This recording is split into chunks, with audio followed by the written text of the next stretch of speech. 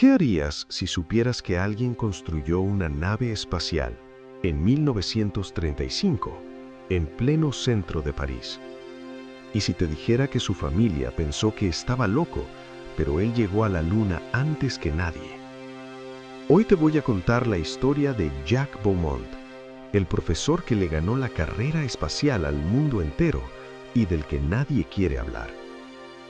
Antes de contarte cómo llegó allá arriba, necesitas saber quién era este hombre. Jacques Beaumont era profesor de física teórica en la Sorbona.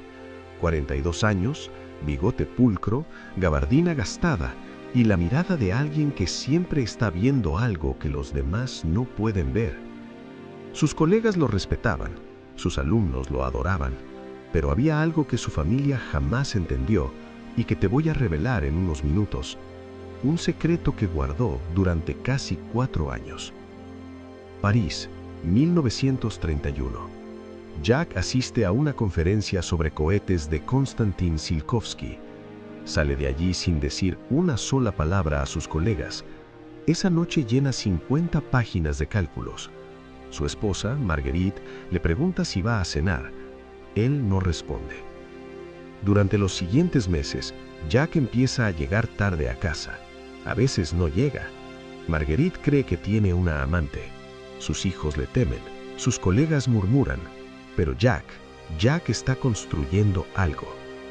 En el sótano de su casa del Distrito 15, con herramientas compradas en mercadillos, materiales rescatados de fábricas abandonadas y planos dibujados a mano a la luz de una lámpara de queroseno, Jacques Beaumont estaba construyendo una nave espacial. 1933. Marguerite encuentra los planos, se los muestra a su hermano, que es médico. El diagnóstico es brutal: psicosis de delirio grandioso. Jacques es internado durante 3 semanas. Sale más decidido que nunca. Y aquí es donde la historia se pone verdaderamente extraña, porque Jacques no solo tenía los planos, tenía algo más, algo que encontró en un lugar donde nadie debería haber encontrado nada. Te lo explico en un momento, pero primero necesitas entender cómo resolvió el problema más imposible de todos: el combustible. Ese era el problema. Para escapar de la gravedad terrestre, necesitaba una propulsión que, en 1935, era teóricamente imposible con los recursos de un solo hombre. Pero Jacques llevaba años leyendo, en secreto, los informes clasificados del programa aeronáutico alemán, documentos que nunca debieron salir de Berlín y que de alguna manera llegaron a su escritorio. Con esos datos, Jacques desarrolló un sistema de propulsión en 2 fases que combinaba combustible líquido con un mecanismo de compresión que él mismo diseñó. Sus colegas, cuando años después revisaron sus notas, no podían creerlo. Un historiador de la ciencia lo describió como una solución que estaba a décadas por delante de su tiempo. Pero la historia más desgarradora no es la de los cálculos, es la de la noche antes del lanzamiento. Jacques reúne a su familia en la sala. Marguerite, sus 2 hijos adolescentes, su hermana, les explica lo que ha construido. Les dice que se va, que no sabe cuándo volverá, que quizás no vuelva. Marguerite se levanta, lo mira fijamente y sale de la habitación. Su hijo mayor, Henri, de 16 años, le dice: «Papá, eres un cobarde». Su hija pequeña, Claire, de 12, le da un abrazo y le dice al oído algo que Jacques anotó en su diario.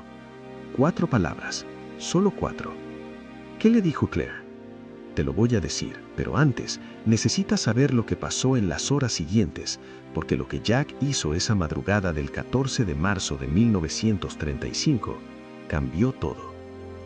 A las 3 de la madrugada, Jacques baja al sótano por última vez, revisa cada tornillo, cada válvula, escribe una nota de 2 páginas que deja sobre la mesa de la cocina, se pone su traje de cuero reforzado, los anteojos de aviador y sube a bordo de lo que él mismo llamó en sus diarios, la Colombina. El lanzamiento fue a las 3:47 de la madrugada. Varios vecinos del Distrito 15 reportaron una explosión sorda y una columna de luz que duró casi 30 segundos. La policía llegó al amanecer. El sótano estaba vacío, la nave desaparecida, Jacques desaparecido.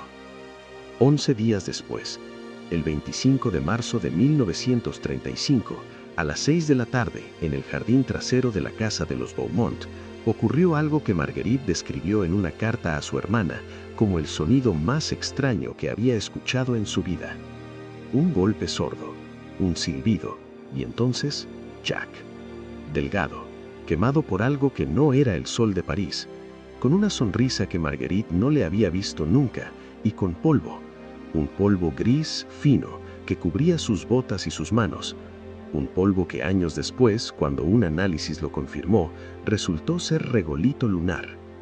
Y entonces sí, las 4 palabras que Claire le había dicho al oído la noche antes, Jack las anotó en su diario la misma noche que regresó, las escribió en mayúsculas.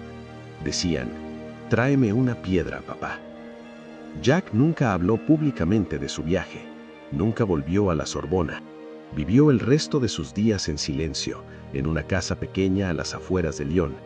Murió en 1971, 36 años después de haber tocado la luna, 2 años después de que Armstrong y Aldrin hicieran exactamente lo mismo y fueran celebrados por todo el mundo.